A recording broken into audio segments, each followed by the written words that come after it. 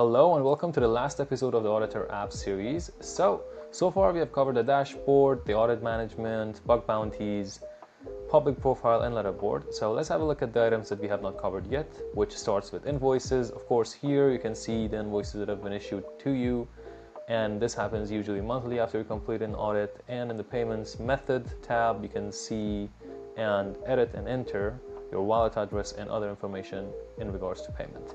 And in the tools section, there are a variety of tools available for you to make your life as an auditor easier. And of course, we're continuously working on creating new tools for you, so stay tuned for the announcement for those ones as well.